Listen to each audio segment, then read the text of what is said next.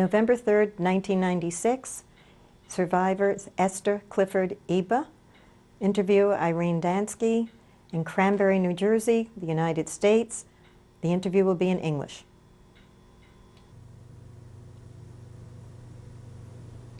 Today is November 3rd, 1996.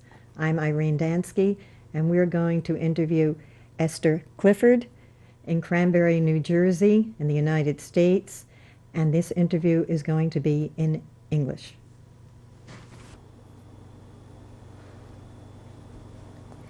Can you tell us your name, please? Yes, my name is Esther Clifford. Would you spell it for us? Yes, E-S-T-H-E-R and C-L-I-F-F-O-R-D. What was your name when you were born? My name was Eby, E-B-E. The last name was Eby. And the date of your birth? December 5th, 1920. And the place? In Munich. And would you spell it for us? M-U-N-I-C-H. And the country? Germany. Could you tell us your parents' name, please? Yes, my father's name was Abraham Eby, and my mother's name Zelda. In Germany, she was called Sophie. And could you spell her first name and her maiden name for us? Yes, the Zelda was spelled S-E-L-D-A, and her maiden name was Iba, E-I-B-A. And she was born where? She was born in Poland, in Warsaw, Poland. And your father? He was also born in Warsaw, Poland. Okay. Would you tell us a name, one at a time, of your sisters and brother, and spell them? All right. My oldest sister's name is Regina, which is spelled R-E-G-I-N-A, Rosenthal, R-O-S-E-N-T-H-A-L. The next sister is Mary, M-A-R-Y, Halberstadt, H-A-L-B-E-R-S-T-A-D. I had a middle sister whose name was Rosa, R-O-S-A, last name Eby. My brother's name was Leo, L-E-O, and my name I told you about. Were you raised in Munich? No, I was raised in Frankfurt. My parents went to Frankfurt to live there, to live in Frankfurt. When did they leave Poland to go to Germany? It was about, they came to Germany before World War I started. It must have been between 1913 and 14. I don't know the exact date. Do you know why they left Poland to go to Germany? Well, we were told that they went to Germany to seek a better life for their children. Germany was known as a country for good education. They had 2 children at the time when they lived in Poland, and they wanted to provide a good education for the 2 children and the ones that were yet to come. And also, Poland was there were always pogroms going on against the Jews, pogroms, and they just wanted to seek a better life. Did they settle in? They didn't settle in Frankfurt right away. Did they settle in Munich? Yes, as a matter of fact, they settled in Munich, and they had to leave Munich. It had something to do, as far as I remember, with the Hitler putsch that took place in the early, I believe it was around 1920. And they always told us that they had settled in Munich, and but they had to leave Munich, and then they went to various cities. They went to Hanover, they lived in Offenbach for a while, and then they finally settled in Frankfurt. I was born in 1920, and they went to Frankfurt in about 21. I wasn't a year old yet when they moved to Frankfurt am Main. What was your family life like as a child?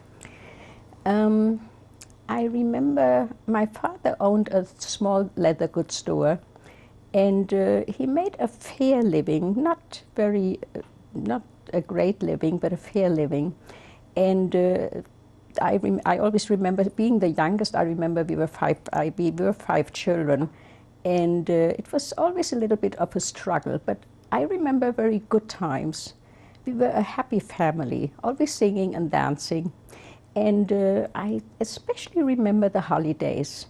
We would sit around the table and celebrate holidays, and we would all talk about the future. My oldest sister, who married already in 1929, she would come with her married family to our house, and she would talk about her new husband. And then the next sister, Mary, she talked about, she was very artistically inclined, and she would show us all the wonderful things that she had made. And my middle sister would talk about her future. She was also artistically inclined, and she wanted to join my sister Mary with whatever they were doing. They were going to go into some kind of business. My brother had a wonderful voice. He was a soloist at the Börnerplatz Synagogue in Frankfurt, and he wanted to become a cantor. And I always wanted to be a movie star in Hollywood. I was thinking of going to Hollywood one day and become a movie star. At this time, I'm now talking about 1938. But all in all, we were very happy, and we had a record player, and we would play music, and my parents were always busy working away, providing for their children. We were a very close family. Did you live in a house or an apartment? No, it was a very small apartment. We lived right behind the store, behind that leather store that my father had, and I remember there was a kitchen, 2 bedrooms where all of us children slept, and it was a small house, but it was behind the leather store on the ground floor. Did anybody else live with you besides your parents and siblings?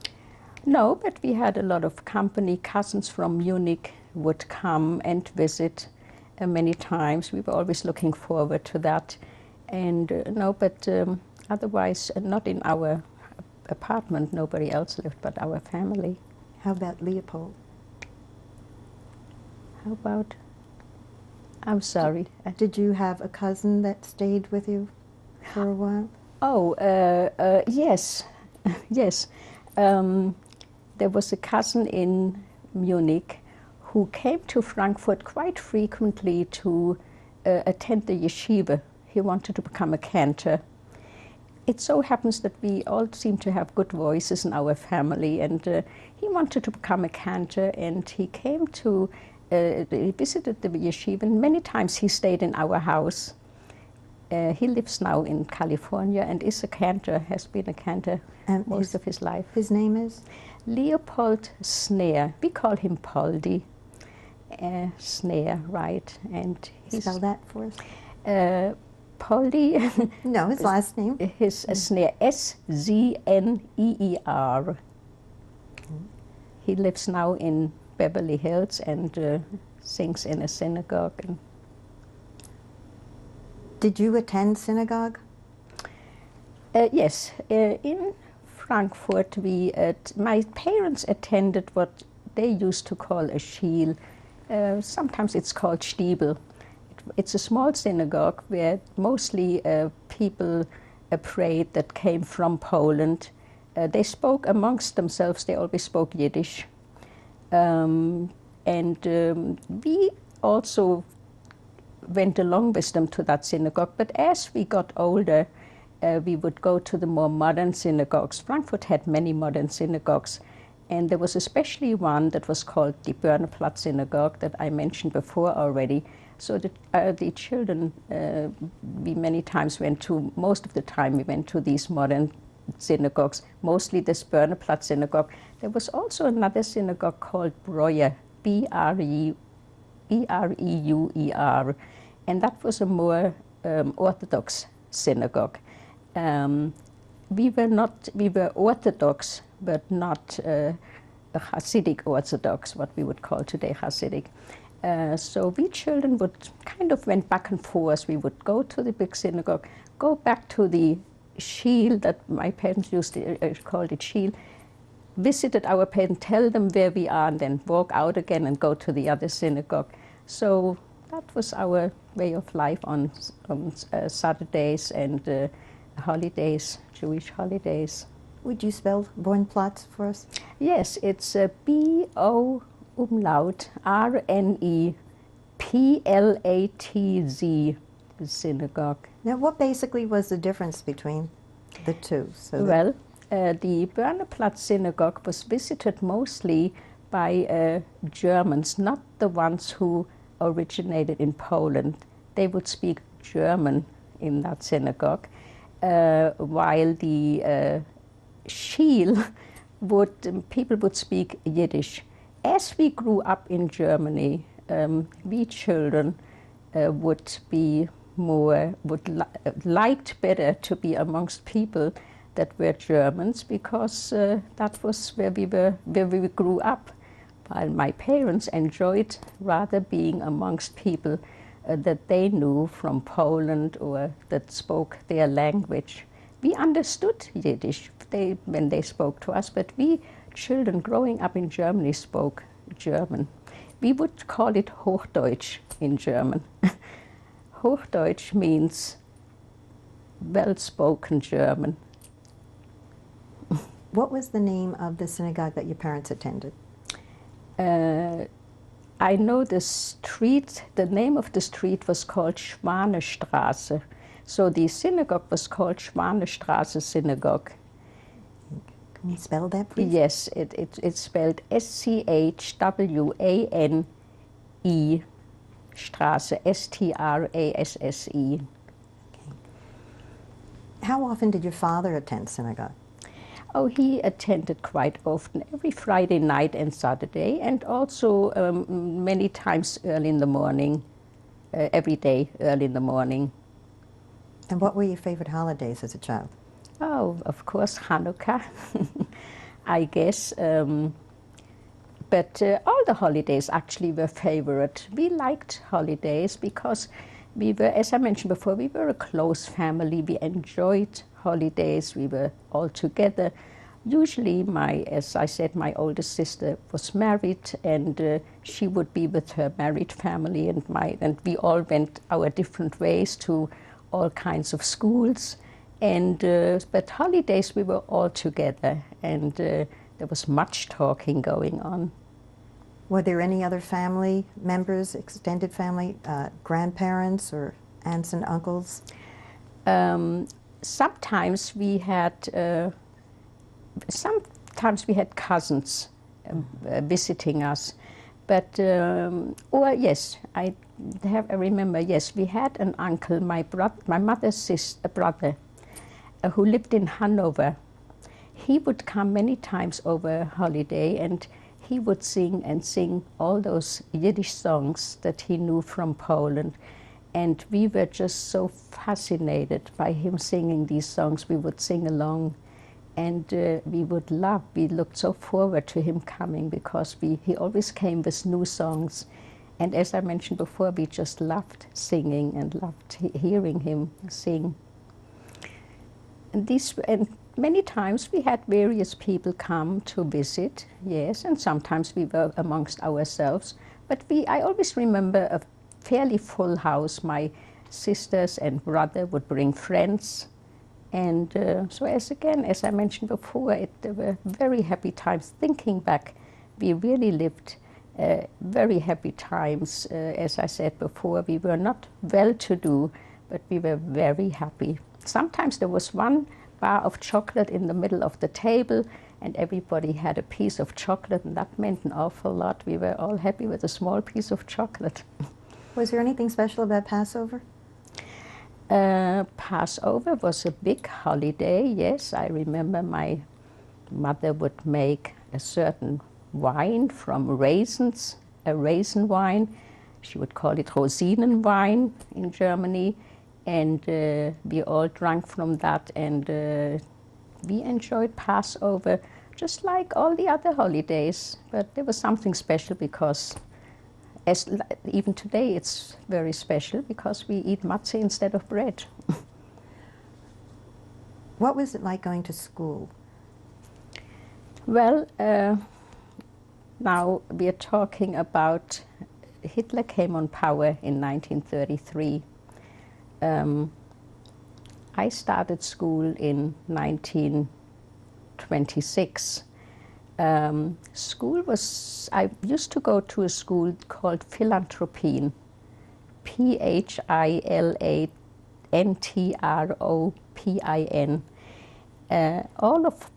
All of us, 5 children, used to visit that school, Philantropien. The Philantropien was a Jewish school, not a yeshiva, a Jewish school that was very well known all over Germany.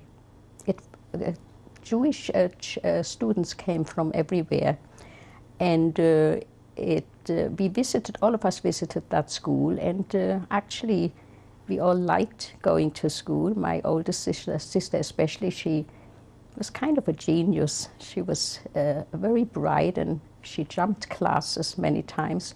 And the teachers were very, whenever they heard an Ebe would come to the Philantropien, they were thrilled because they thought we were all going to be as smart as my oldest sister, but none of us was as smart. She was very special.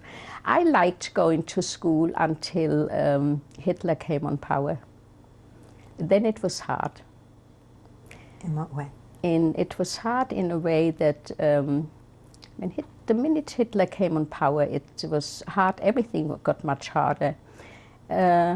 You would go, even not talking about school, even if you went to any public place, like the post office or any place, you would see these banners that said, "Die Juden sind unser Unglück," the Jews are our misfortune. We had never seen that before. And let me talk a little bit about the time before Hitler came on power. It was just a year, in 1932, I remember that my parents started getting quite worried because of his campaigning. He was campaigning, it was Depression time, and he was campaigning and saying to the people that all we have to do to have a better life is to get rid of the Jews. That, of course, I remember myself, that was very depressing. But my parents were worried, but not really that concerned, because they always used to say, my father used to call him clown, in German he used to call him the Klon, which is a clown.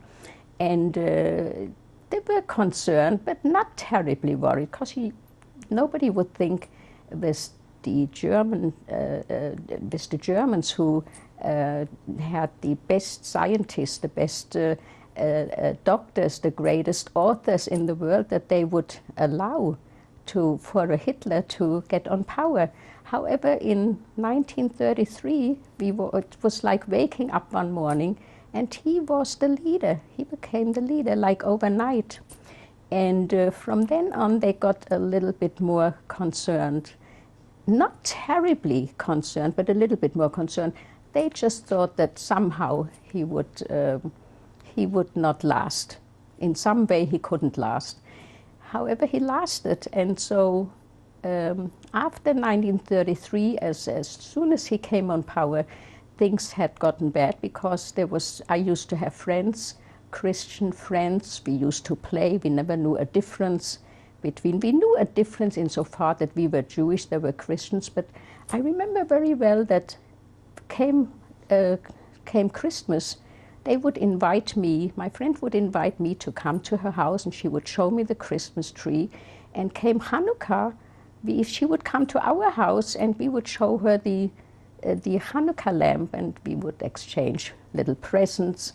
And as soon as Hitler came on power, you could feel that I could feel that they didn't want to play with me anymore. And that was very hard for a child. I remember I took that very serious. I couldn't even understand in the beginning why my friends avoided me until my parents told me, well, Hitler is on power and they probably don't want, their parents probably don't want their children to play with Jewish children. So one thing after the other happened. My parents had friends, non-Jewish friends, in the building, and you could see that they avoided them. And this is how it started. And then I remember, even back in 1933, the first thing that I really experienced, what the Nazis were up to, was when I went with my mother shopping. And right there, it was getting a little dark, and right in the middle of a shopping area, there was a bonfire, a fire right in the middle of the street, and people came and held books written by Jewish authors, and they were throwing them in that fire, and they had the children with them, and they handed the books to the children, and the children threw the books into that bonfire in the middle of the street. And I remember I was very depressed about that, because not so much the grown-ups threw the books in the fire, but the children. And I even recognized some of them from playing, from not so much school, because I went to a Jewish school, but you learn to, you recognize people, you recognize children especially. And that was the first thing that depressed me. And then, of course, these banners, when you walked into the public places that I mentioned before, was hard to take. And then in time, you heard about things, people were intimidated. A cousin was thrown into some water, and he had to get out of the water. He had a hard time, and he just about made it. That was already back in 1933. And then as the years went by, like in 1934, there was a terrible paper being published. It was called die Stürmerzeitung, Stormtrooper newspaper. Everything seemed to be stormtroopers, troopers. And that was a horrible paper. That affected me terribly, because it was, it had all it was plastered on all these stores that sold newspapers. And in the morning, going to school, I would see this Stürmerzeitung, and people standing and reading them. And what did they list in this Stürmerzeitung? They had people, faces with long noses and saliva running from their mouth, and looking at, of course, typically, you know, they meant Jewish people, because they always wrote about Jewish people with their long noses. And they were looking at little Gentile children, greedily looking at the money that the children had in their hands, like they wanted to steal the money from these children. And they had terrible stories in there, that Jewish doctors trying to inject Gentiles with poisonous medication. They had bankers that would swindle Jews out of their money. And here I was walking to school, and people were actually reading this, and young people, old people, of all ages. And by the time I got to school, I couldn't learn. I wasn't thinking, I wasn't listening to the teacher. I was thinking about that Stürmerzeitung and what they had read in there, because not that I stopped to read it, but somehow, once in a while, we had gotten a hold of it, and my brothers would bring it home, and we would read it just out of interest, what they had to write. So going to school was getting harder and harder, and that was about 33, and then they had, in 1934, I remember, I'm talking about the highlights that come to my mind. Then they had the infamous Hitlerjugend, Hitler Youth. It was a group that Hitler had somehow came up with, this Hitlerjugend, and they were given, this was Depression time, there wasn't much to wear, and this Hitlerjugend, these young boys were given a beautiful uniform so that they would feel good, similar to what how a Boy Scout feels when he gets a new uniform. And these were young people, and they could actually do whatever they wanted with the children. They usually, they didn't stop adult people, but children had a hard time, because you usually, when you saw them come, I remember when I walked to school and I saw them come around the corner, I would turn around or go on the other side or try to avoid. Many times I came to school very late, just trying to avoid these Hitlerjugend. In time, these children would get to know the Jewish children, and they would wait for them. And many times I had to pass another school, a non-Jewish school, and they would stand there waiting for me, and they would throw stones, not just at me, at many of the Jewish children. So I would have to find all kinds of ways to get to school in order to avoid either these Hitlerjugend or the other children in school. And I remember, I think it was 1935, when my brother used to take violin lessons. And one day he wasn't home on time. When somebody wasn't home on time, we always worried, because we always wondered. But nobody wanted to show the other person. We didn't want our parents to worry. Nobody wanted anybody else to worry. And I remember, I remembered everybody looking at the clock, nobody saying much. And then I put on my coat and I went out, and I thought, let me see what happened to him, let me look for him. And he was on the floor with his violin broken in pieces, and the Hitlerjugend were beating him up. It was terrible. And, excuse me. So he made it home, and he had to recover from this incident. It was very hard to take. I also, that particular year, I remember being in a bus coming home from. In time, I took it wasn't a bus; it was a trolley, what would look like today, like a trolley car, and they were also pushing me around in that bus. And when I got off the bus at the next stop, I remember thinking, I could not understand, but these were children or young people. They weren't such children anymore, but they were grown-up, adult people on that bus. And I always wondered, that bothered me more than being pushed around by children. Why didn't the adult people tell them anything? Why didn't they do something about it? Why didn't they come to my help? So that is what I remember in those years.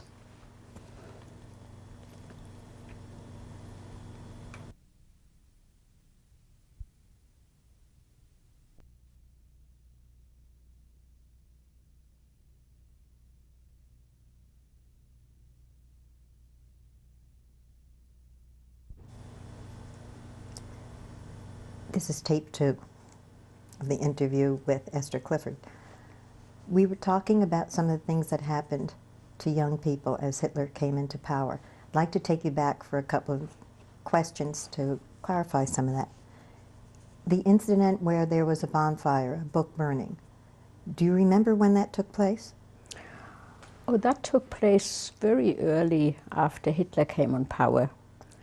It must have, it was in 1933. Was there a particular time of year? I think it was shortly before Christmas, because I seem to remember Christmas trees and such, children with toys. I think so, but I know it was. It seemed like the first year that Hitler was on power. And the other incident where you had a relative that was tossed into water? Yes, as a matter of fact, he was not a cousin. He was an uncle. I remember calling him Uncle Jakob, which would be a Jacob in English. His name was Jakob, and he lived across from Frankfurt in Sachsenhausen. That was like across from the Main River, and we had heard about it. And he was an uncle on my father's side, and my parents were very upset and visited him, and he was all right later, but it was it was not a very nice incident, something that was very depressing.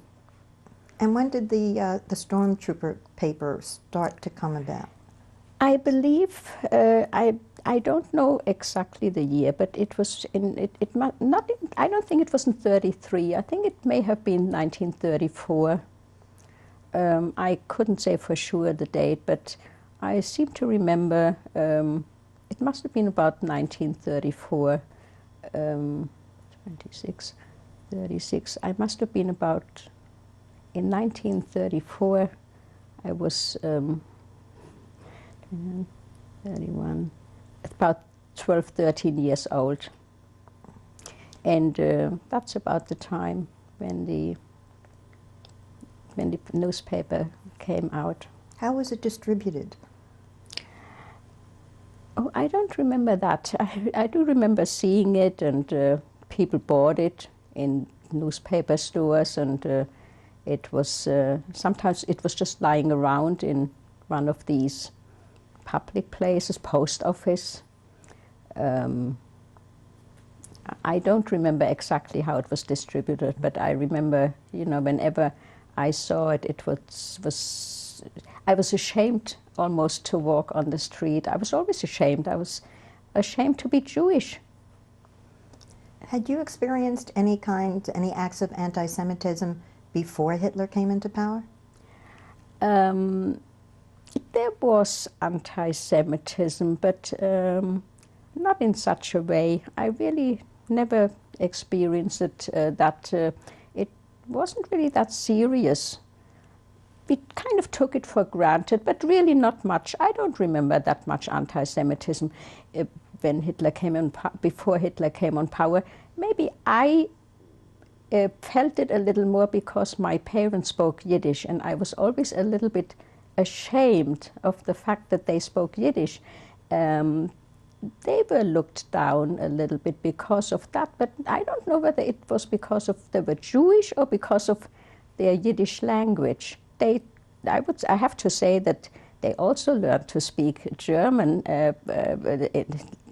later on, but it was that Yiddish language that made me feel a little bit ashamed. I feel terribly sorry about that now, because in America the Yiddish language is a very respected language, but it wasn't so respected in Germany. What happened with school? Well, as I mentioned before, it wasn't so easy to go to school, and in 1935 my parents decided that, well, there was only my brother and myself at that time visiting school. My brother had left, I don't remember, maybe in 1933 already school, because he needed to take a job. Times were getting bad, and he had to bring in a little money. But I know that I left school in 1935 mostly because walking to school and coming home was so bad, and my parents were very scared that something would happen to me, and they decided to, not just myself, many children would just not continue their education. They would just leave.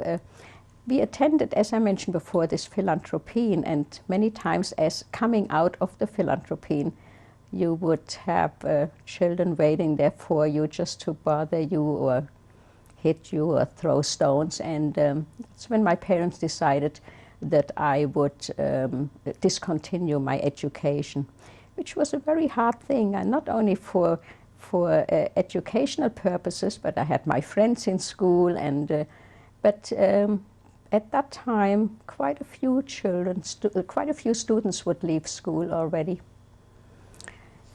What I did then I started to learn some kind of something that you do with your hand, either dressmaking. I used to a trade. That's what I was thinking for. I used to be good in sewing, and I would sit home and sew dresses for my mother, sometimes for friends, for myself, and at that time, in 1935, the situation became already serious. It was the time when I remember my parents taking everything a little bit more serious and saying, wait a minute, Hitler is not going to go away that soon. He's been now on power for 2 years, and it doesn't look that he's, on the contrary, he seems to be getting more popular as he goes on. And some people already started leaving Germany, Jews started leaving Germany. And I think it was around 1935 that my parents realized that the situation was bad.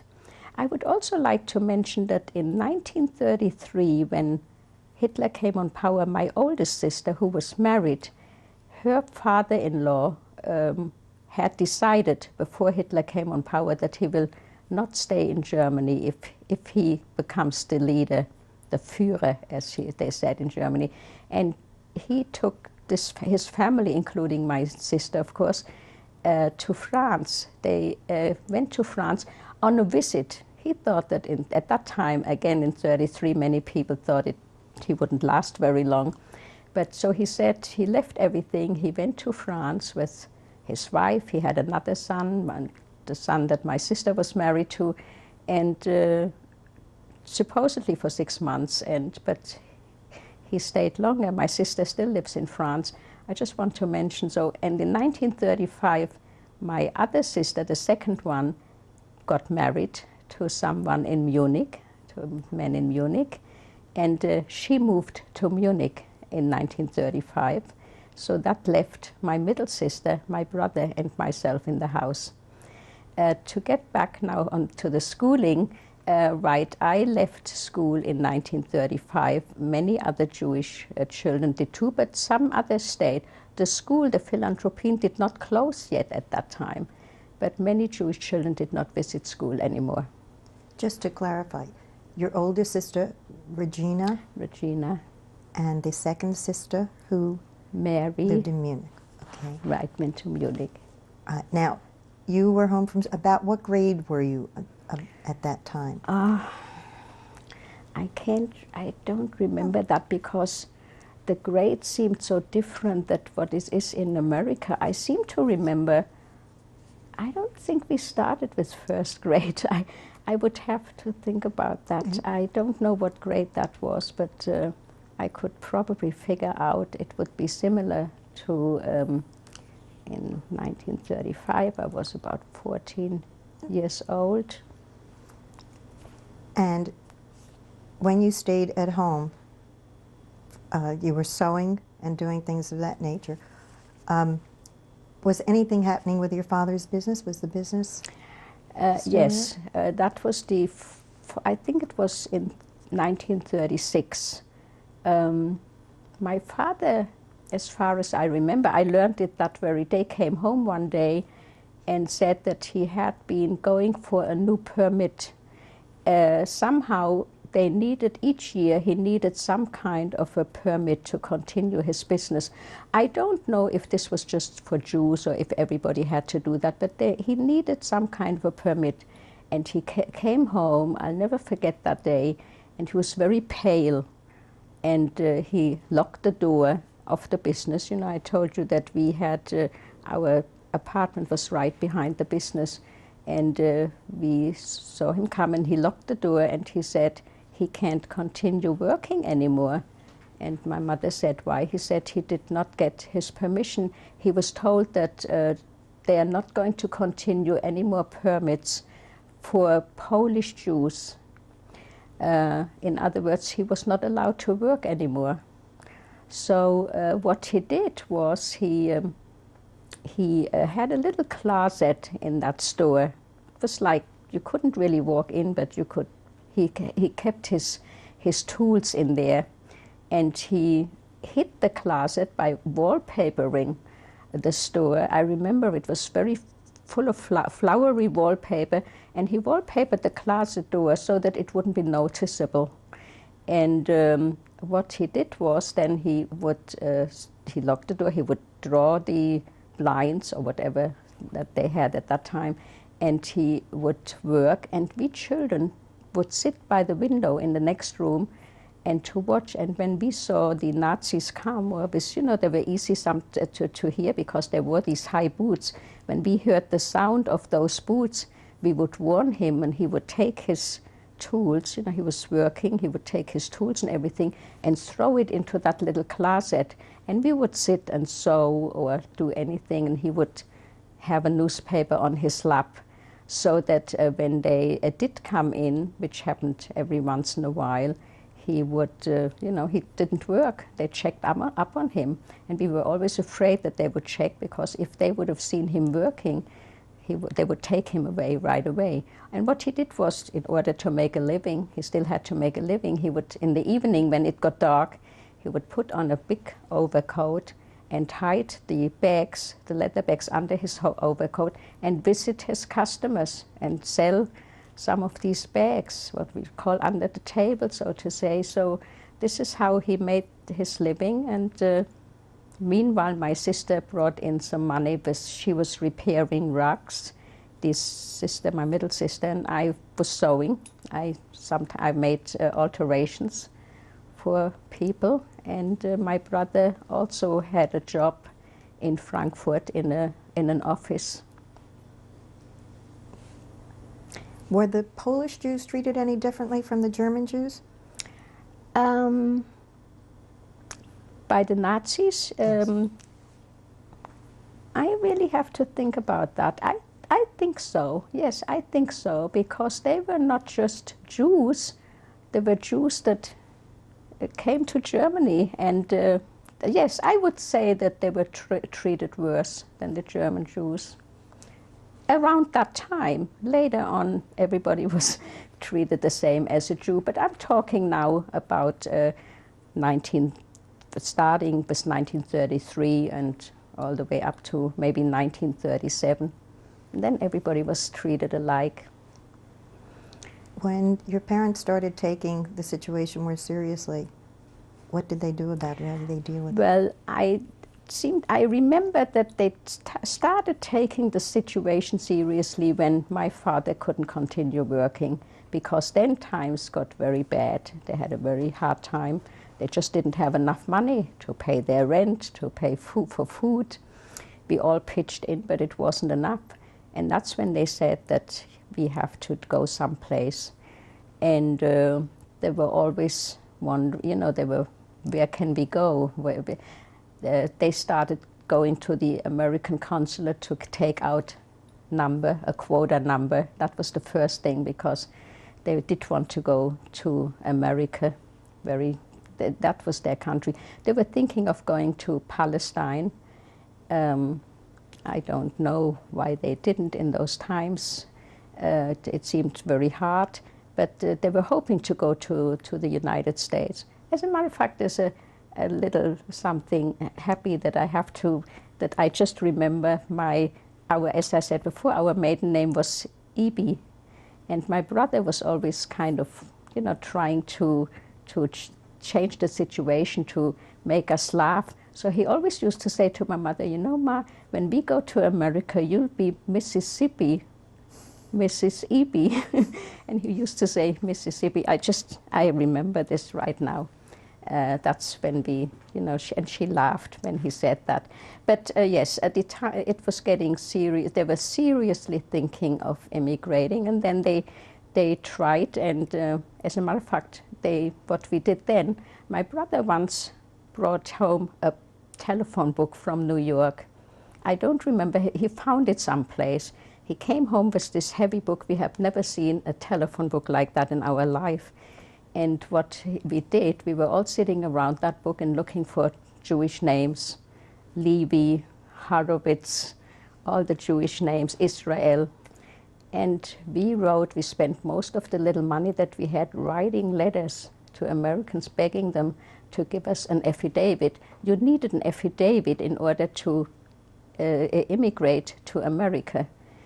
You needed a quota number. You needed to know someone who would give you an affidavit, which meant putting away a certain amount of money, I think for 1 or 2 years, as far as I remember. That's how it was. And so we always said that we will not be, we all have professions, and we told them we can sew and we can do all kinds of things. And we begged, and we even enclosed a reply stamp, something like that, so it wouldn't cost them any money. We had a few responses, but no affidavits. So we were really, and this went on into 37. But in 37, the situation of getting into you could get out of Germany, but it seems that one country after the other closed their doors. Because meanwhile, the Jewish people, many of the Jewish people had gone to other countries, and I guess many of the countries realized that if they're getting a lot of Jewish people, and I remember it was very hard to go to any place. I remember my mother saying, I'll go to the jungle if I could just go any place and just live on bread and water. But we just couldn't go any place. We had no place to go to. And I remember, especially in 1937, we tried very hard to go away to any place, whoever would want to take us. We could not get in. We could get out, but we couldn't get in. Were there any changes in the laws that affected you, or further affected the change in the laws, or anything else that affected the way you were living? Oh, well, in the laws for Jews, there were always changes. There was always something new coming in. Well, the worst change was the fact that he wasn't allowed to work openly. But yes, they had a hard time getting kosher meats. They didn't allow the meat to be koshered. And that reminds me of something else also. I remember being in some kind of a market where my mother bought the chicken. They had live chickens then, and there was this, what they called Scheuchet, the person who would kill the chicken. And I remember being there in the market, and somebody came in, a non-Jewish man, big non-Jewish man, and he said, "Your heads will roll like the heads of these chickens roll." I'll never forget that. I remember I couldn't sleep for a long time, and after I heard him say that, and I just came to me as you asked me that. But there were laws. At this point, I don't remember. I remember the not being able to work. We couldn't get the kosher meat, and times were just getting very bad. And then meanwhile, the relatives and friends would leave. We already heard people leave, and we were as happy as we were for them. It was like going to the street and you met another Jewish person. You would say, "Where are you going? So do you have anything?" We were always so interested in finding out. And sometimes people said, "I don't know what we're going to do. We tried this country, we tried that country." Or sometimes people would say, "Yes, we are leaving tomorrow for such and such a place." And as happy as we were for these people, we always wished that we would be in their places. That's how we wanted to leave, because by 1937, there were so many bad incidences. A neighbor was picked up. They said that he was giving out a communist. He made communist propaganda. He was giving out leaflets to be communist, and they picked him up. Whether it was true or not, I don't know, but he disappeared. People disappeared, and you didn't know where to, and we were afraid that they would come for us also. What kind of preparations did you make in case you were able to leave the country? Mainly we were all making sure that we learned a trade. My parents said, you can't be just a dressmaker, you've got to be a good dressmaker. And they said the same thing to the others, my brother. You can't be just an office person, you've got to do something that you can do in another country. You've got to learn something that will enable you to make money in another country. And at that time there were only 3 of us in the house, as I mentioned before. So that was the main thing. And these were actually the preparations that they made. They were always concerned with just trying to get out and making sure that they weren't so concerned about. My father was able to do most anything. Being in the leather bag business, he also said that he'll go as a shoemaker. He'll sew shoes. He was able to do that. He was able to do many things. He said he can be a painter. He can, be a wallpaper hanger. So that was the biggest concern, not just in our house, with everybody. Everybody was trying to. There were doctors and dentists who suddenly became shoe solers, and they learned it was a trade you had to learn in anticipation of getting into another country, because nobody spoke the language. Very few people spoke the language of whatever country you intended to go to, and that was on our mind, just getting out. And I'm talking now about 1937. By that time, everybody wanted to get out. Okay. Were you still able to attend synagogue at that point? To attend? Synagogue? Yes. Synagogue we always attended. Yes, we always attended synagogue. Yes. We would go to the synagogue, even if it was a little hard, sometimes going out. They would call us Jew. This dirty Jew, we got so used to it that we hardly heard it. Hey, dirty Jew, you went to the synagogue, we heard that. But yes, we always attended synagogue. That became more important, You were hoping that God will help you. What happened next to your family? Well, actually, next came in 1938. It was... times were bad, and we had heard of many incidents, people being arrested and for no reason, and Jews getting hurt in one way or another. But in 1938, we had the experience on October 28th. There were 5 of us in the house, my parents, and as I mentioned before, and the 3, and my sister, brother, and myself. And that day, on October 28th, at 5 o'clock in the morning, 5 SS men knocked on the door very heavily, pushed open the door, and came in and shouted, "Get dressed, you're being deported. Just get out." They didn't even say you're being deported. Get dressed and get out of here. And remember, my parents are, what for? And then they said, "You're going to be deported." And said, "Just get dressed. We give you 5 minutes." And we all got dressed, and my mother tried to make some tea, something warm. It was cold and a rainy day.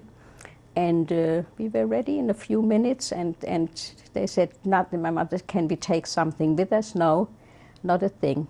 We couldn't take anything with us.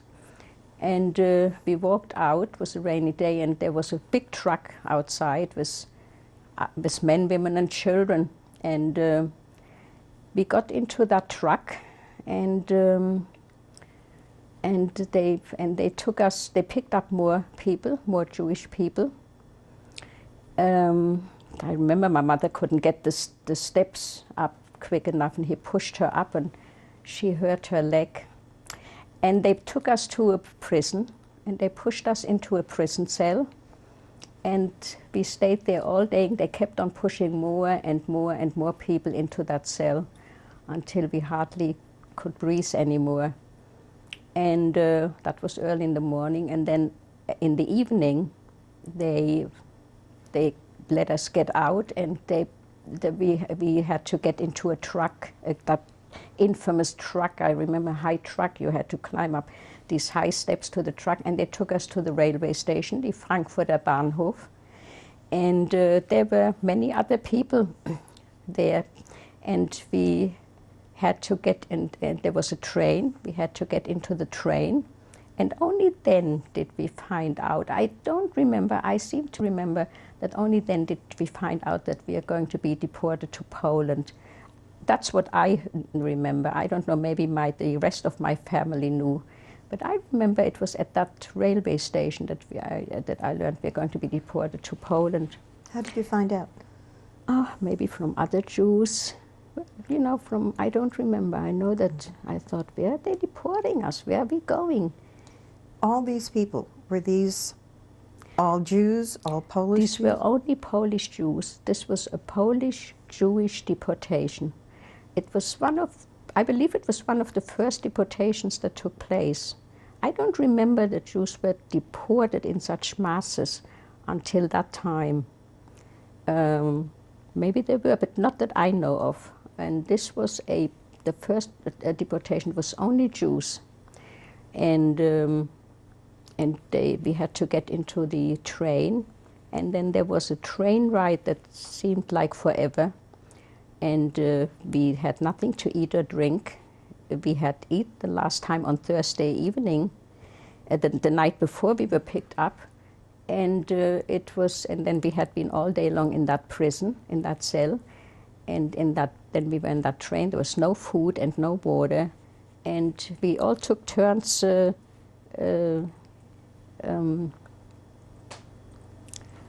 Fainting, we all fainted at one time or another. And then I remember it seemed to take forever. And I remember one thing, on that train I thought by myself, are there people out there that were happy and singing and dancing, and we are on a train being deported? And I remember that sitting in that train thinking, if there are people that are really happy today because we are in such a terrible situation. And we were deported.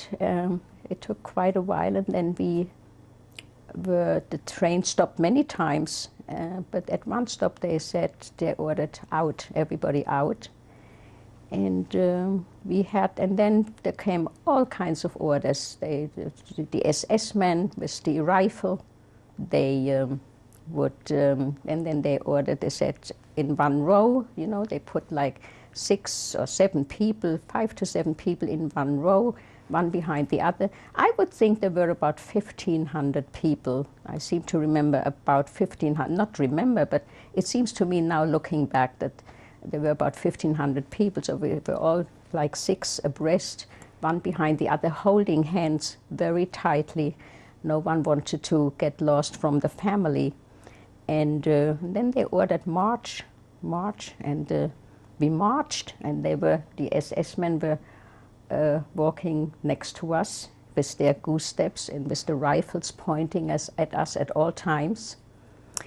And everybody was marching. We were marching and marching for quite a while. And then there came a time when they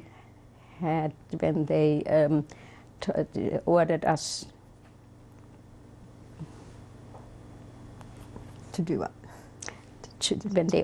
When they shouted that there will be the last German, how do you call that? German, I need a little time to think now. We're going to stop now. Can I do that? And yes. Thank you.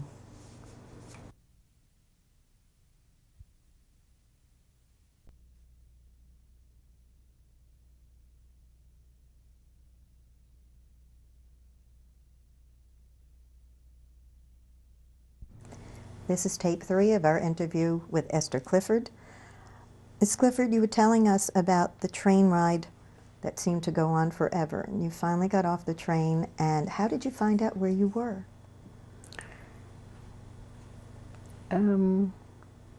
It probably said Beuthen. This was a town named Beuthen, Beuthen. It was by the Polish border. Okay. Had you come on, what kind of trains had you come on? That's what I'm trying.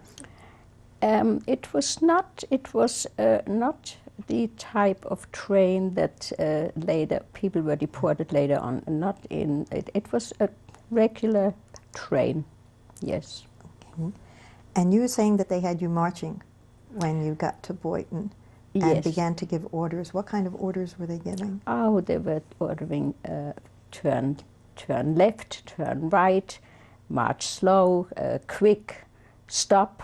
There were all kinds of orders. Hold up your hands, show your identification paper. There always seems to be some kind of an order that we were watching what they are going to say next. Did there seem to be any purpose to the orders, or? Not to me, really. Well, when when we had to walk to the right or to the left, maybe they were letting us know which way to go. But they were marching that way anyway. I don't know if I really don't know if there was any purpose to it. We were marching towards the Polish border, Okay. and then there was that time when they ordered us to stop at the last German control, die Kontrolle. At that time, they ordered us to stop and hold up our hands with a certain paper, a certain identification that we were supposed to have. Was this an identification paper that everyone had, or only Jews at that time? Well, in this case, only Polish Jews.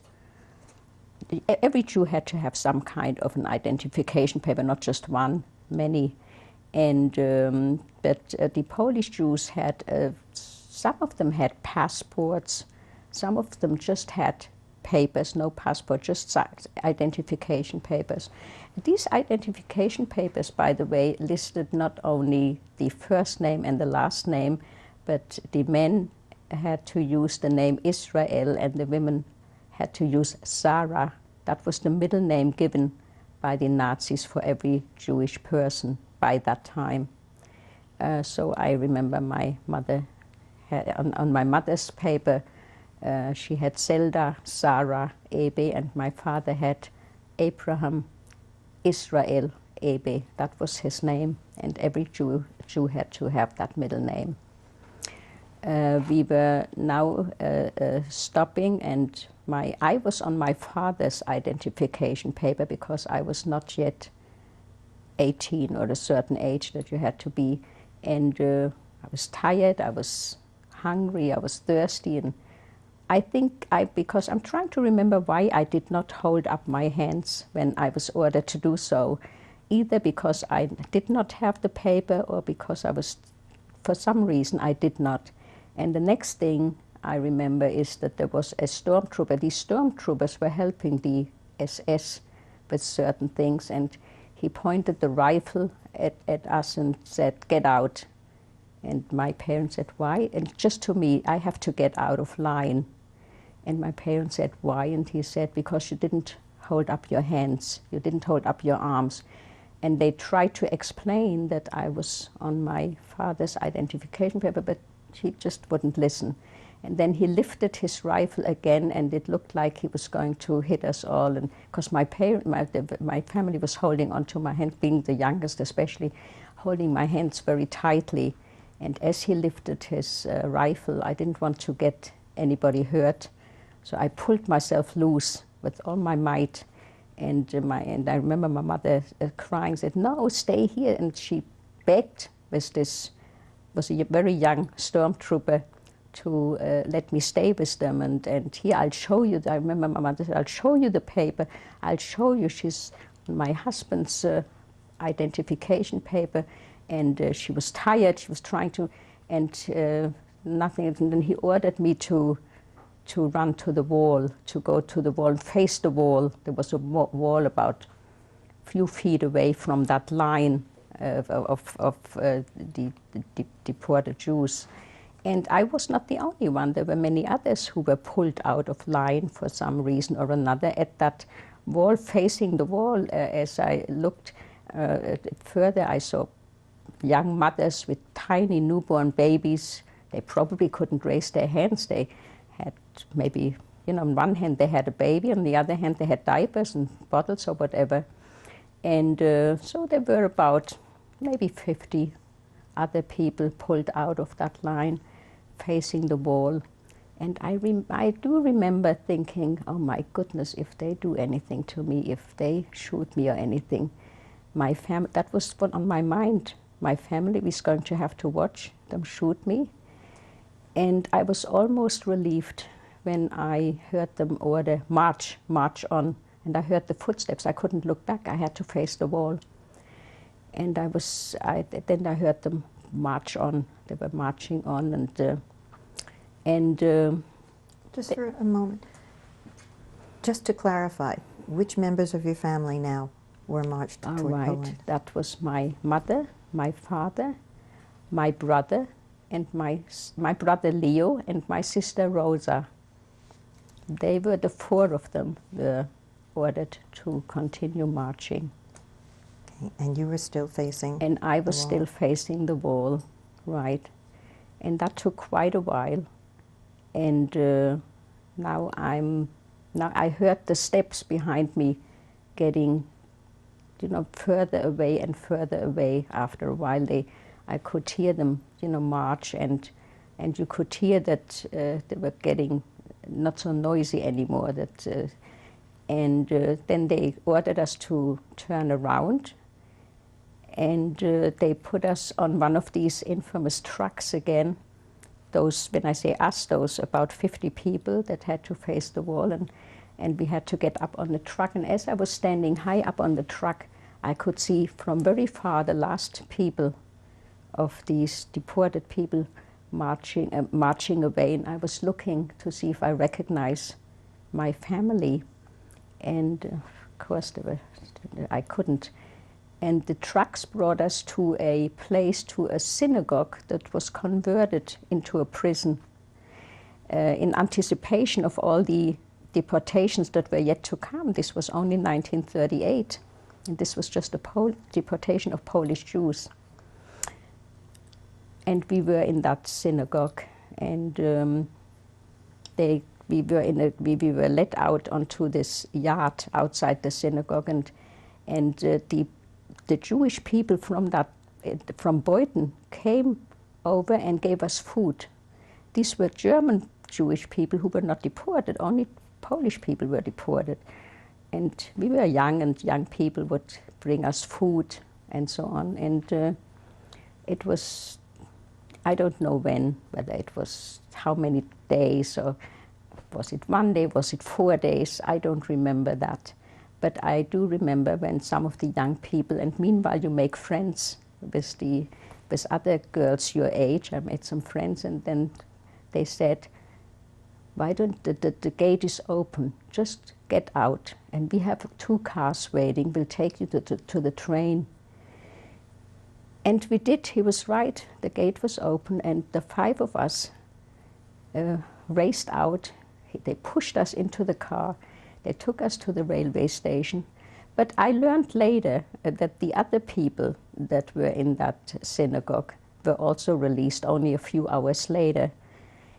What I learned was that the other people, so many other Polish Jewish people were supposed to be taken over to Poland, but they were sent back because Poland at that time decided that they're not going to let any more Jews in.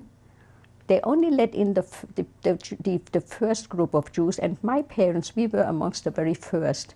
I think after our deportation, the people that were on that first train got through to the Polish border. After that, they closed the border. And the other many Polish Jews that were also deported were just sent back. They were just let go because they didn't know what to do with them. And they were let go. But my parents, my sister and brother, somehow went through the order to go through. We had no idea where they went to. And now I got on that train, I went back to Frankfurt.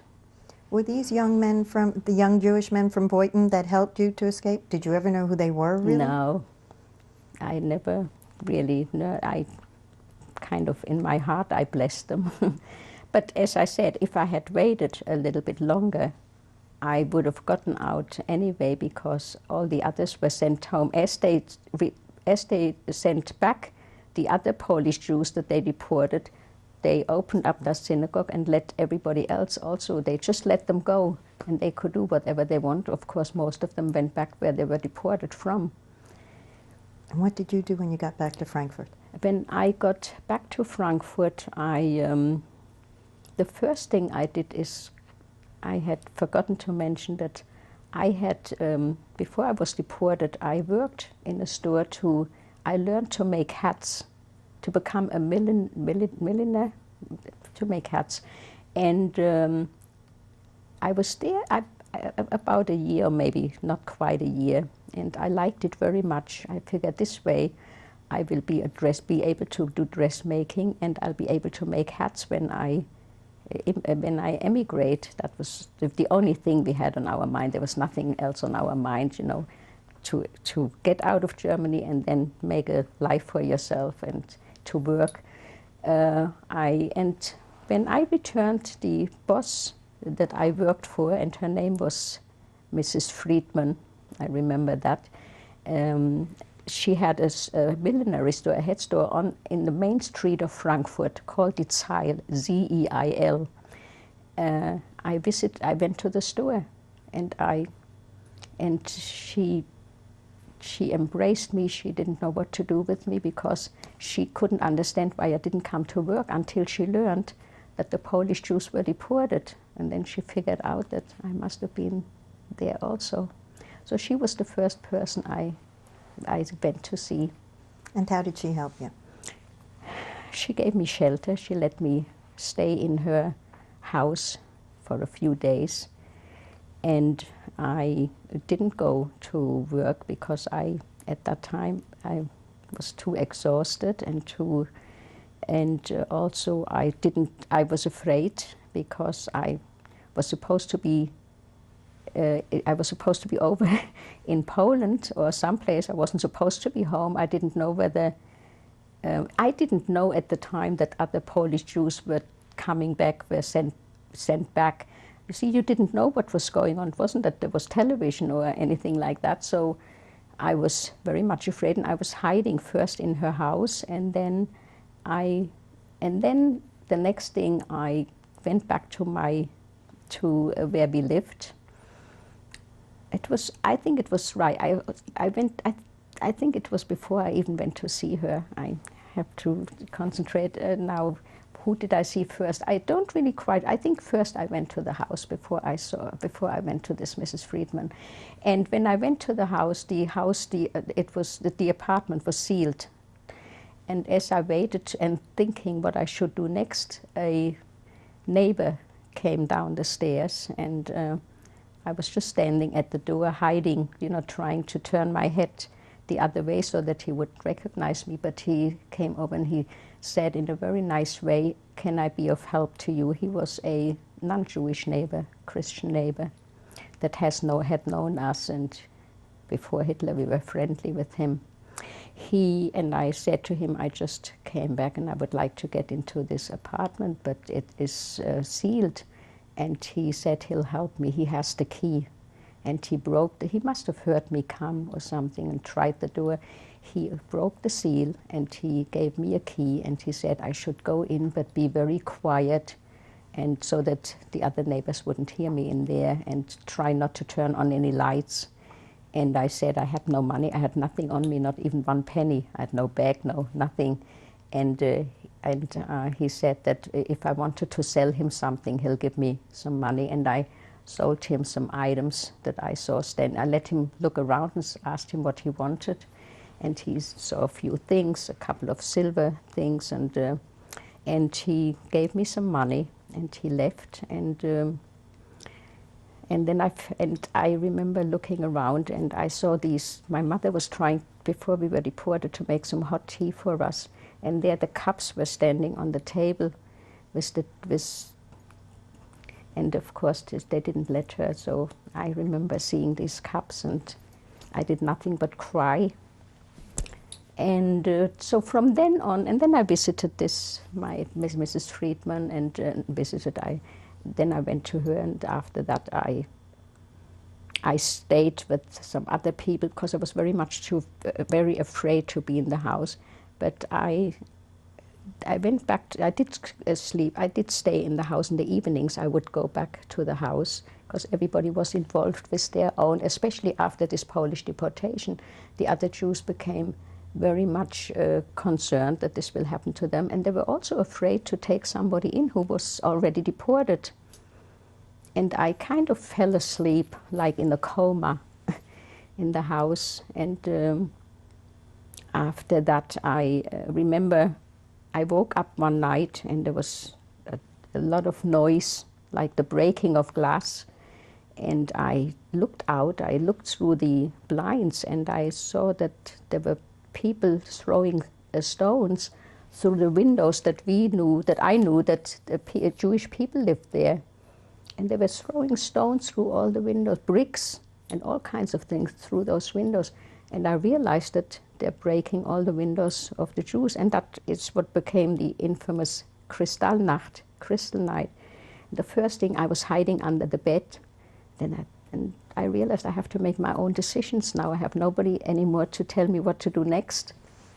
It was almost my parents who told us what to do.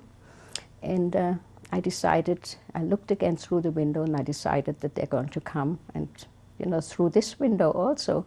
So I dressed myself warm, and I ran out of the house. I was afraid. I was always afraid to stay in the house since I was deported. And I ran out of the house, and I ran to the next block, and there was someplace nearby was this synagogue, Breuer Synagogue, spelled B-R-E-U-E-R. And that synagogue was in flames, and there were, young people standing there throwing stones through this beautiful windows. It was a gorgeous synagogue. It was well known, beautiful, and it was up in flames, and I was standing there at the corner in awe. The synagogue was something. We went to the synagogue even the recent Friday, the recent Sabbath, and now the synagogue is in flames.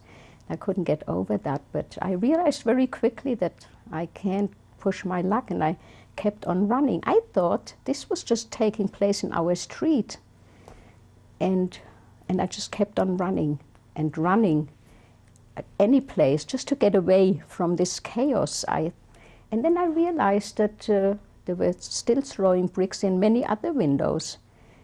And I went to this main street where we had the store, and all the windows were broken, and they had Jude written in big letters, Jude. And I ran back again. I didn't know where to run. I always thought that there must be a place where they didn't throw these. But wherever I ran, they were throwing bricks, and at the same time they had these infamous trucks standing and bringing out men from houses, pulling them out, and like by their neck. There was one in each hand. These SS men, and young boys too. They looked young, but it was only men. I didn't see any women or children at that time. And as I was running and running, I was out of breath. And there was in Frankfurt, they had to have a street where they have on one side trees and benches, and on the other side they have these houses, with well-to-do people living there. And I was so out of breath, I sat down on a bench, thinking, what should I do? Where am I going to go now? I wasn't going to go back to the house. I figured I couldn't go back to the house, and I thought, I have to. What am I going to do now? Where am I going to go? And I was in a specifically bad situation because I didn't even know whether I was supposed to be back here. Wasn't I supposed to be in that synagogue or over in Poland? And I sat on the bench, and I remember looking at these nice houses above. The sky was red from all the fires, from all the synagogues that were burning. And I saw opposite in the house, the windows were broken. There was a woman walking back and forth with a little child on her shoulder. And it was dark, but you could see her trying to kind of put that baby to sleep. Then I was looking down on the bench where I was sitting. In big letter it said, Juden verboten. Jews are not permitted to sit here. And I thought, well, I can't push my luck, and I have to get up. Somebody's going to find me on that bench. And I kept on running. But while sitting on the bench, I decided I had a little money from the things I thought. I decided to run to the railway station, because my second sister, Mary, was still in Munich. And I thought, I'll go to Munich, because this way I'll go away from here. And that's what I did. And while running, I saw so many men being pulled out of the houses, and children crying, "Schicken Sie meinen Vater zurück," give me my father back. and women crying at the windows. And then I run all along the street, Kaiserstraße, that leads to the German railway station. And even there, Jews still had offices there, and you could eat. And some of them were trying to hide in their offices, but that didn't help. I saw them just running along. I saw by that time it was getting a little bit light already. And I saw them pulling out Jews from these office buildings and I saw the trucks. There was a truck standing all along the Kaiserstraße. And I got to the railway station and I got to a train, and the train took me to Munich, and I thought, oh, I'm glad I'm getting away from that chaos. But when I got to Munich, the same thing was happening there. As a matter of fact, I was running to where my sister lives. She didn't know I was coming. I didn't even know if she was there. I didn't know if she was in the house. But I could even see, the glass on the floor. The Jews they made the Jews clean up the glass, and there was one poor Jew they were teasing him. There's a little bit of glass left, and they were standing around teasing him. Hey, you Jew, pick up, there's a little bit of glass left. Just remembering these things. And I stayed in my sister's house for a week because they were ready to go to Shanghai. They had some kind of a ticket that would take them to Shanghai. And they were packing and getting ready, and I realized that I didn't know Munich. I didn't know how to hide there. I didn't know, so I decided after a week, I couldn't stay much longer there anyway. They only had 2 tickets for her and her husband. And I went back to Frankfurt. What was your sister and brother-in-law's name then? This was my sister Mary, and her husband's name was Arthur. And the last name? Arthur Halberstadt. What happened when you went back to Frankfurt? When I went back to Frankfurt, I went back to the apartment and decided to pack some things. I didn't know what for, but I was thinking, I had so many things in my mind, I was thinking maybe I'll pack and go to Poland and find my parents. And so we had a crate in the house. We always had a crate because we were always ready to leave, and I packed as much as I could into that crate. And I had it picked up by some kind of a company that was very close, and they picked it up. I said, leave it there until I tell you what to do with it. But there wasn't much. I packed just a few things. And from then on, then you heard people being picked up and taken into prison and being deported, and there was all kinds of things. And I was just hiding wherever I could. I remembered my mother had a friend that I would go to her house one night. Sometimes I would hide. I would sit up on the attic on the last floor because I was always afraid I could go to the house just a little while longer, because one day a policeman came to the house. I was just in there, and I thought, this is the end. And he said that I have to come to the police. But he didn't take me with him. He said, I have to come to the police. And I thought, I didn't think that, I really thought this is it. But when I came to police, he said, you have to sign your apartment. You have to sign that you're giving away your apartment to the Sozialdemokraten, to the parties, Social Democrat, to the, not Sozialdemokraten, what were they called? To the Nazis, whatever they were called. And I remember that he got up and he said softly to me, he said, you don't have to if you don't want to. And he walked out. And I was sitting there wondering if I could trust him. And then I thought, but what am I going to do with this apartment? I have to go away. I have to go someplace. And what am I going? So I was afraid. I didn't know, and I signed the apartment away, so to say. And from then on, I stayed with a friend that I had. I had a very good friend. Her name was Hertha Hahn. And she had a smaller brother, and her parents, they lived, and he had been deported to Buchenwald on Kristallnacht. And they said, and he came back somehow.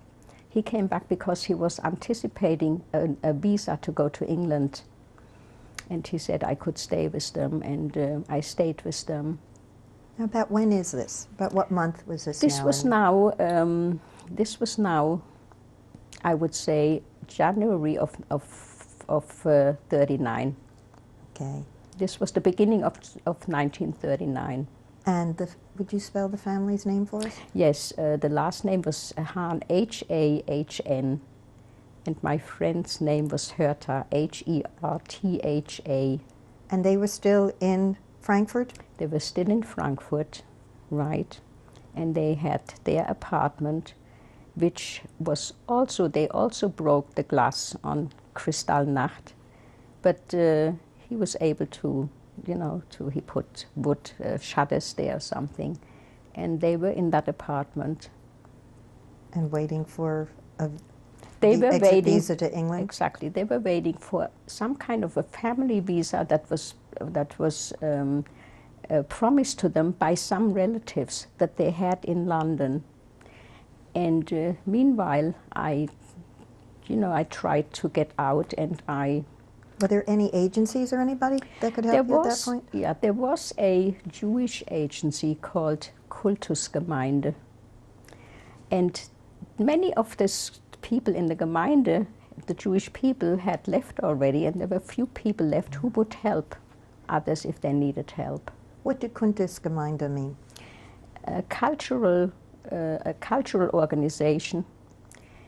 In earlier years, they were something similar to a Jewish Y in America. They had all kinds. They had performances and they had exhibitions. But then, in time, they couldn't have that anymore. So they just were there to help others. Okay. To help them in every way they could, to help them get out and find them a country to go to. Okay. When we do the next tape, we'll find out if they were able to help you with anything. All right.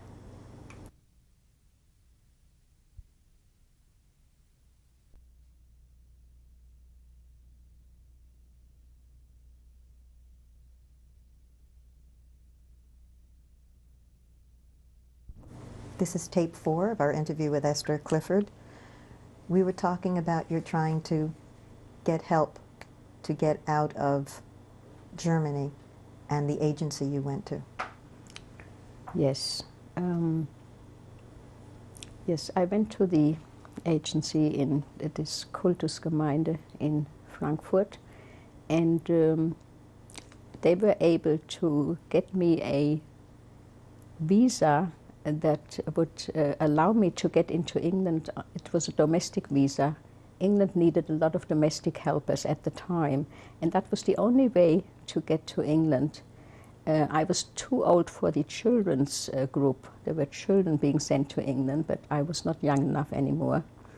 And so I was able to get a visa from them.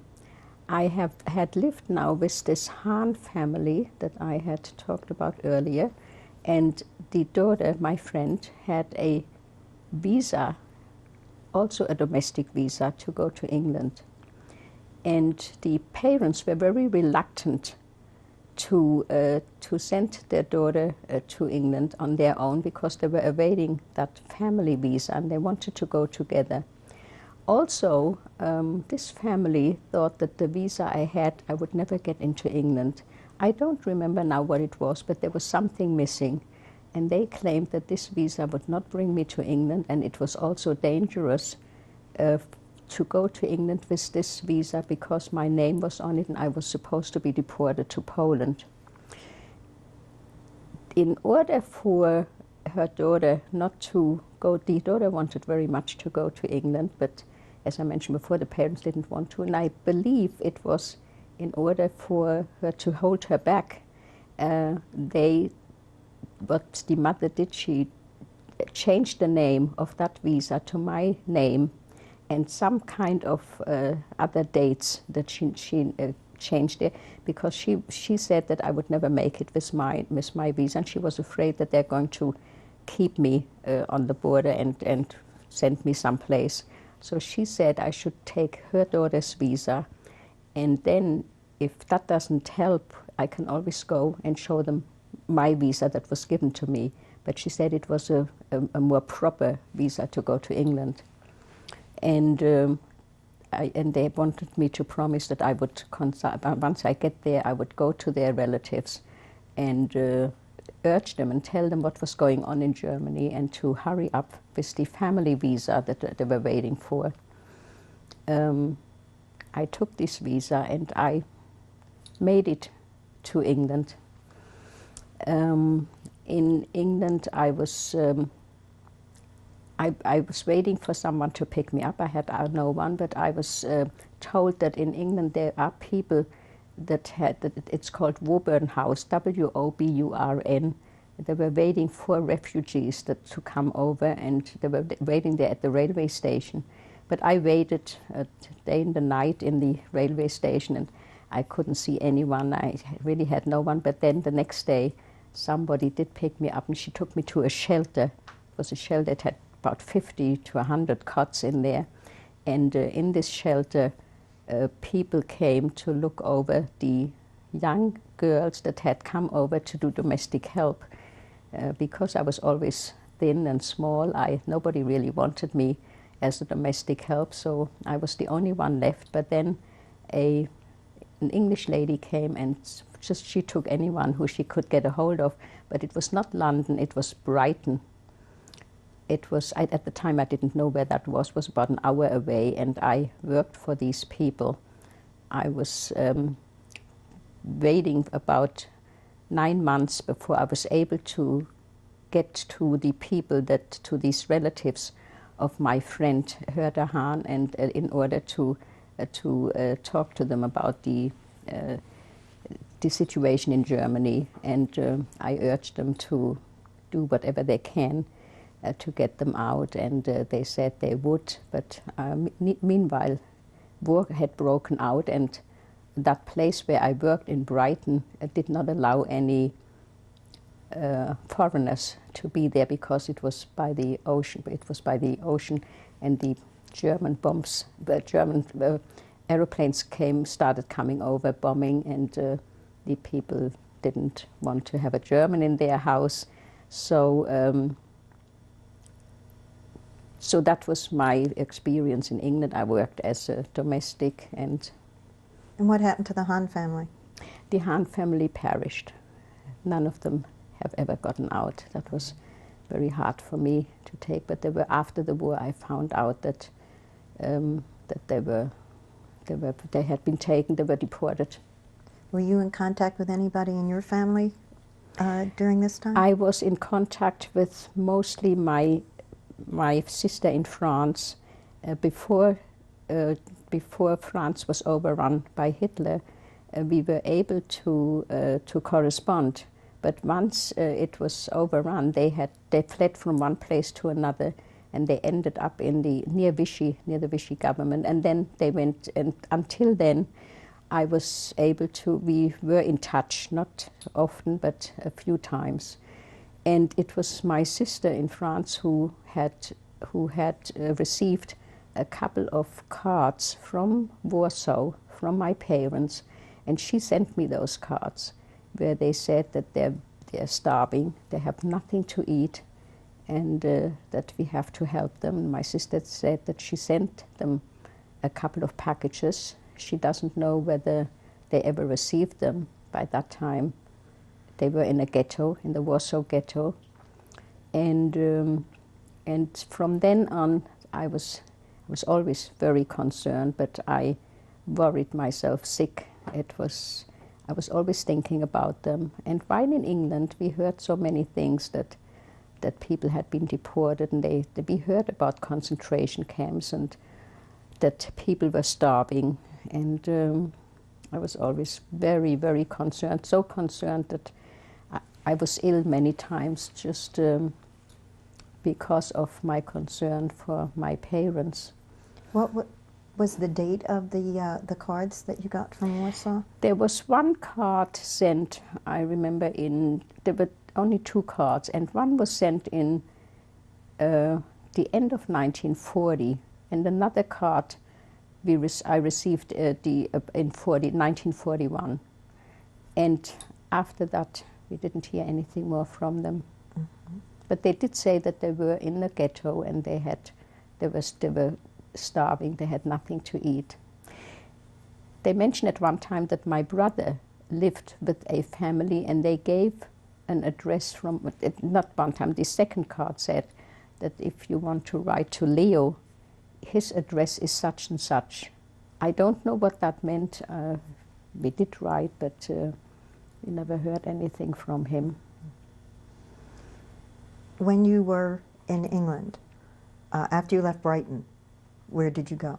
Then I went to London, and I went gladly to London because in Brighton I had no one to talk to. In Brighton there was no refugee.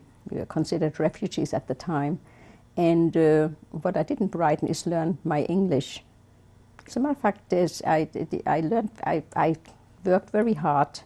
These people made me work very hard, and I would wear a little apron and such, and I always kept a little book in my pocket of my apron because I wanted to learn English, and whenever I heard a word that I didn't know, I would write it down, and then at night in bed I had a flashlight. I would, under the blankets, I would study my English because I wasn't allowed to have any light.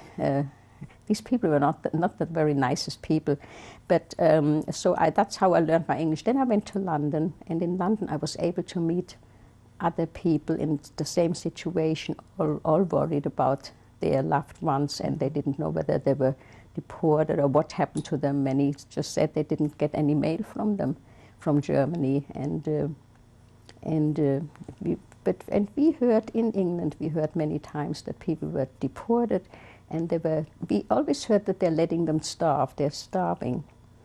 And that drove me out of my mind, thinking that they're starving. I didn't know how to help them. I had no money myself, and I didn't know how to help them, and since we didn't hear anything more from them, we didn't know where to reach them. And how did you meet your husband? In 1942, my husband had gone to England on some kind of a visa. He was not allowed to work, but when war broke out, he was given a choice of joining the army or being interned, and he right away didn't have to think. He joined the army because he wanted to fight against the Germans. And he was in the army, and I met him as a soldier, a British soldier. My husband comes from Germany, from Berlin. He's German also. He had a brother who died only a few years ago, but both his parents were also deported to Riga. And I met him there. We got married. We had nothing, no money, no nothing, but we had a license, and we went to a synagogue that was completely bombed out. And we were there for 10 minutes. All I had was a little black dress. We had no party or anything, but we got married and in the synagogue and by a rabbi. And what was your husband's name? My husband's his birth name. Right. My husband's name is Rudy, and his name when we got married was Kleczewski, Kleczewski. His parents had come from Lodz. They were also Polish Jews living in Berlin. They had come from Lodz. And his father was a tailor. His mother's name was Hedwig. Her maiden name was Fleischmann. Fleischmann.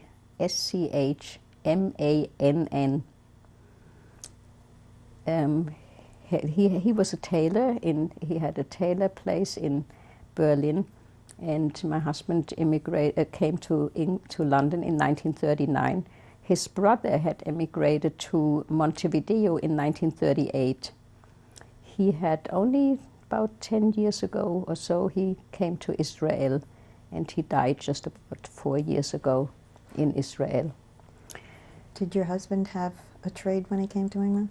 He learned to be a trotter in Germany. He loved horses, and he became a trotter. He learned that profession, and his father thought that maybe he always heard about racing in America. Everybody was thinking of America. Not everybody was able to get into America, but that was the wish for everybody, to get to America. That was the country everybody wanted to go to. So his father thought that he heard so much about horse racing, and he thought it would be a good profession for him, and he did learn it, and he became a trotter, but he couldn't do anything with it here in America. What did he work as here? Oh, he worked mostly as cook, because in the army he cooked. He was a cook. He became a cook, and then he took up that profession. He was mostly a cook. Mm-hmm. How did you find out after the war about your family, how everybody had fared? Yes, when the war was over, as soon as the war was over, we had contact again. We contacted my sister in France and my sister in Shanghai. We started a correspondence, and my sister in France wanted first for me to come over to her. My sister in France and her husband and son, and also her husband's parents, were all hiding. And they were hiding in, a priest was hiding them in his house, a priest that they had befriended. And he saved their life, because they had, for many times, they were almost deported, and somehow he was able to save their life. He was hiding them in the forest, and my nephew, their son, who was then a child, he was hidden on various farms that the priest took care of. He was previously, not too long ago, honored by Yad Vashem, and he was... What's his name? He's a very fine priest. I don't know at this point his name, but he lives in I forgot the name of the city now, in the south of France, Clermont-Ferrand. It's called Clermont-Ferrand, and he lives there, and he's close to 100 years old.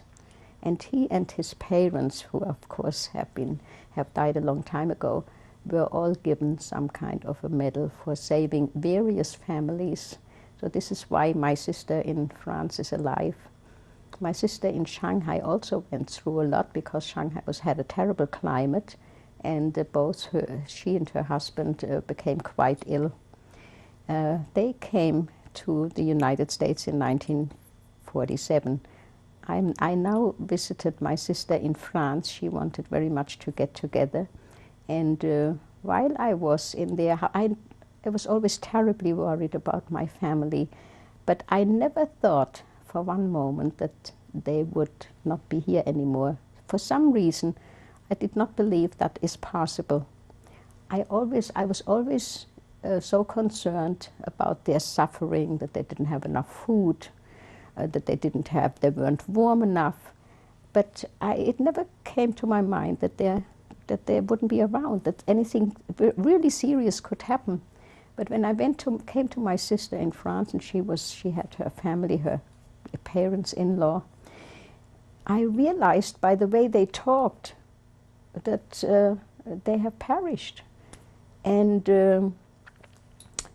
that gave me that undescribable. I became so ill. I had a nervous breakdown. I came back and I was quite ill for a long time, because I did not believe that they had actually perished. And then I learned that somehow they have learned, I really don't know, but it was obvious, or what, this was now a year after the war was over, and we were all looking for our parents like everybody else did. With newspapers, there was this Aufbau that had all the people that were looking for each other, and some people found their family members. But I never read anything about my parents. We all, the three of us, contacted many agencies who had names of those who had been to concentration camps, who were deported, but my parents and my sister and brother's name never came up. So somehow my sister, she knew that there were no more. I didn't, and that was very, very hard to take. Have you ever had any verification at all? No, really not. We don't have no idea what happened to them after the Warsaw Ghetto. We don't know. Now, you stayed in England at this point? You remained in England? We remained in England until 1948. We decided then and there that both our parents, my husband's parents and mine, always wanted to come to the United States.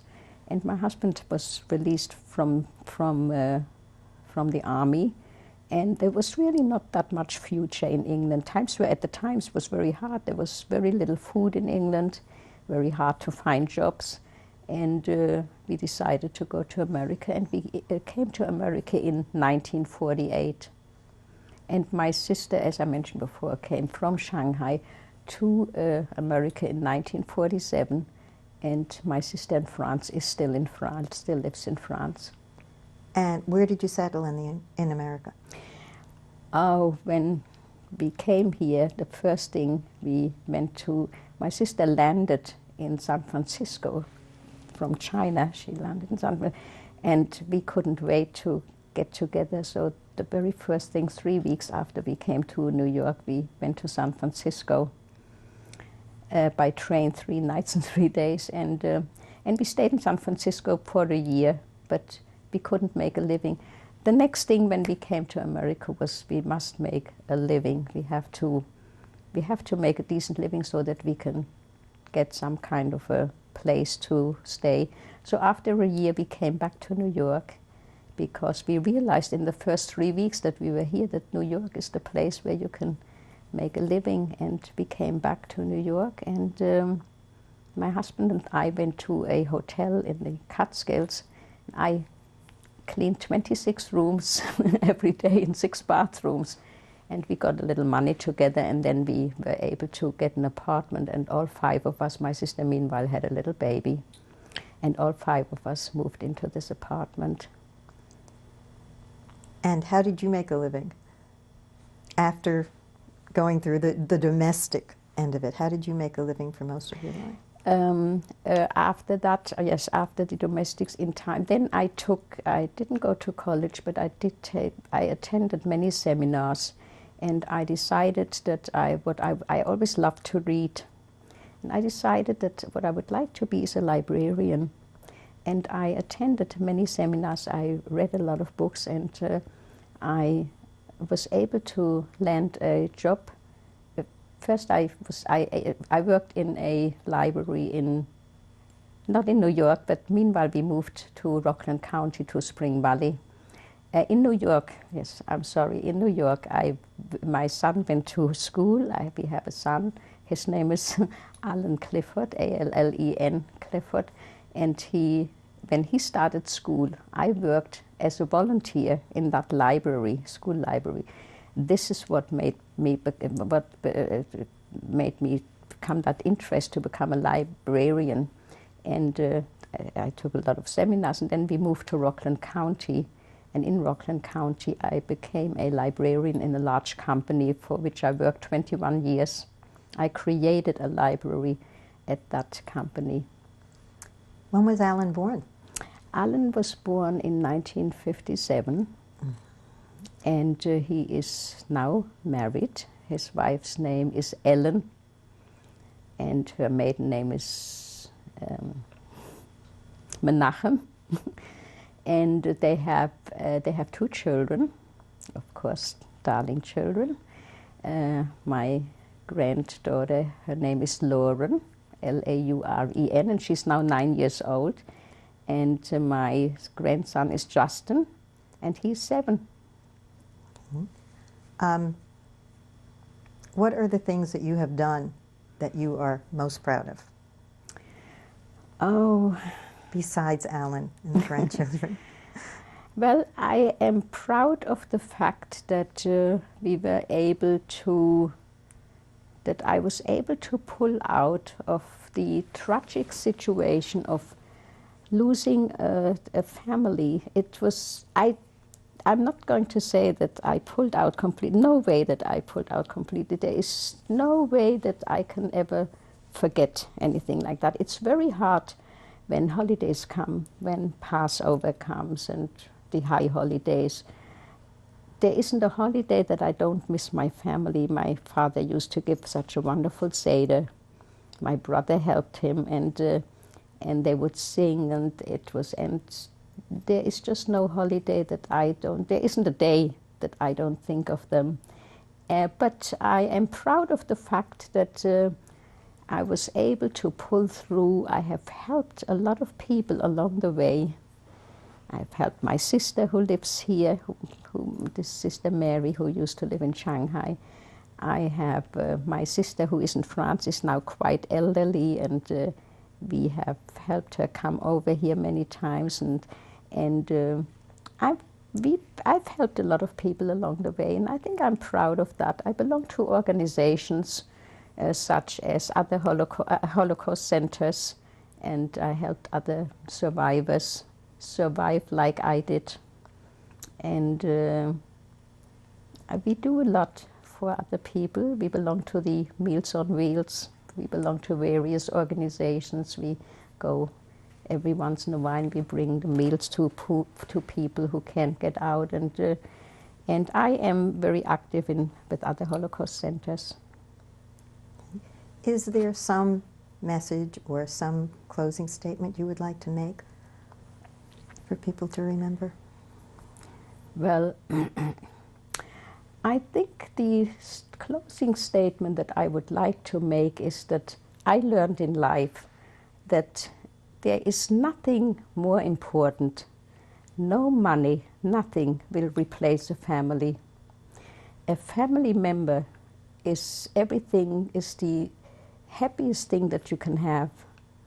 And if I can be given anything at all, if somebody would ask me, what is it that you want, anything that would make me happy, and I would only say family, and I would always urge those people that have family to appreciate it, to appreciate one another and not hate. This is one thing that I want everybody to know, this hatred that goes on amongst people, amongst religions, amongst...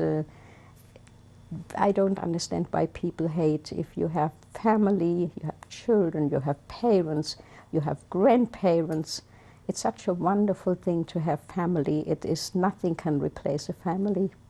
And I kind of hope and pray that nothing like this will ever happen, because this was all out of hatred. The question I always ask, why did you hate me? To kill my family, most of my family. And I haven't gotten the answer to that yet. Thank you. Thank you.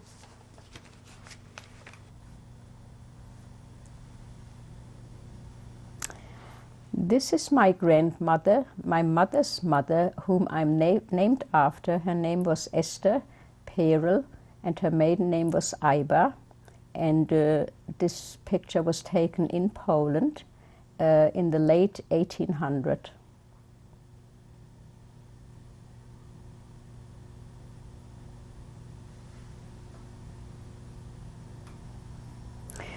This is my parents' wedding invitation, which was taken in the beginning of 1900 in Warsaw, Poland.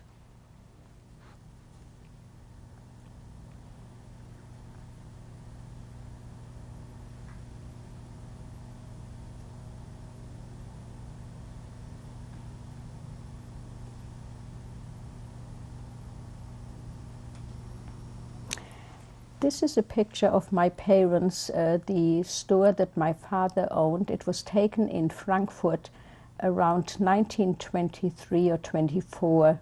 To the very right is my father, my mother, and I am holding my mother's hand.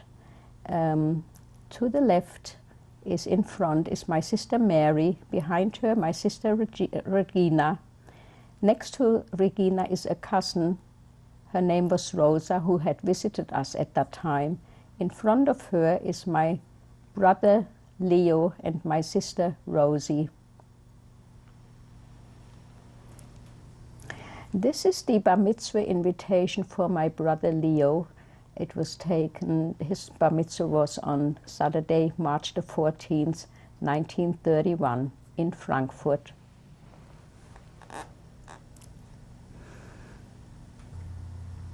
These are the people who perished in my immediate family.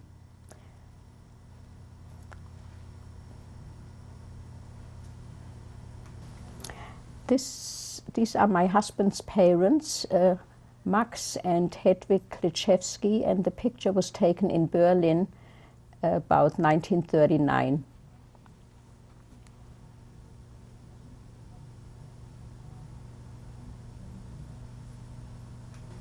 These are my parents, Abraham and Zelda Ebe, and this picture was taken in Frankfurt shortly before they were deported in 1938.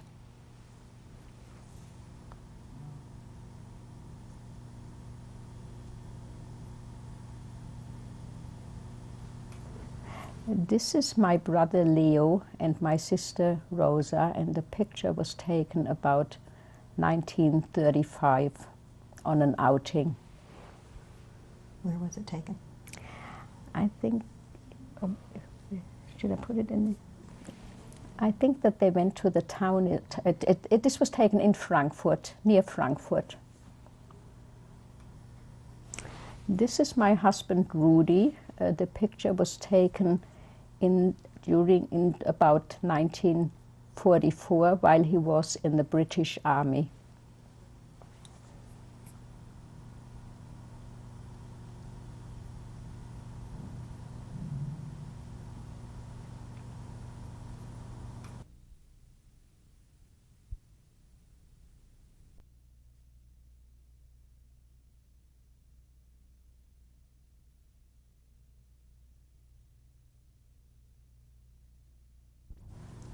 This is tape 5 of the interview with Esther Clifford.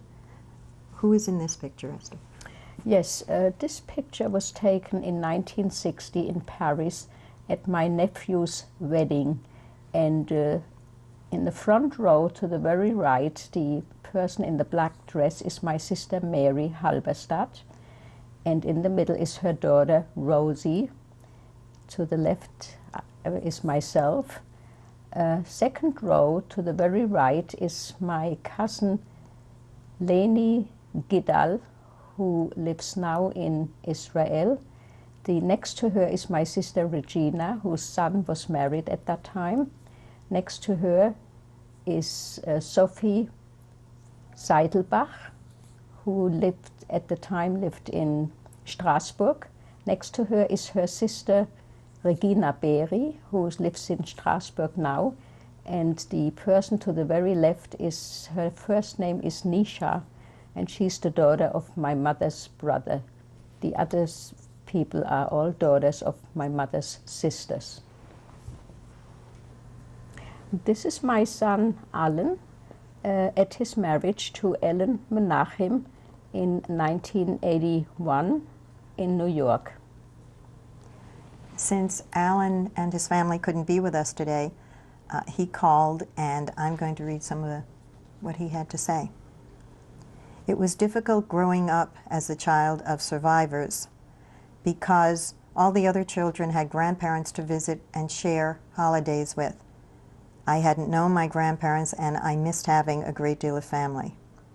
I'm very proud that after all the Sturm und Drang and all the struggling, that my parents have made a life for themselves in a new country, that they came to a country where they did not know people and did not know the language and succeeded so well in making a good life. We're now teaching our children about the Holocaust so that they can know and be proud of their grandparents as well. I think that my mother does a wonderful job keeping the Holocaust memory alive and with all the causes that she works on. I'm very proud of my parents, and again, I think the most difficult part was not knowing more of my family and not having more family to share.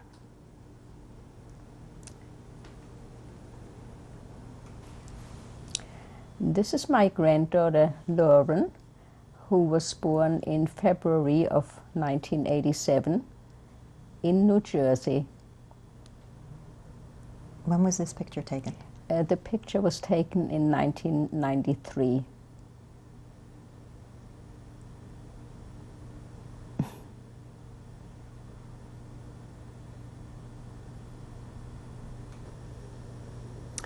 This is our grandson Justin. He was born in March 1989 in New Jersey, and the picture was taken in 1994.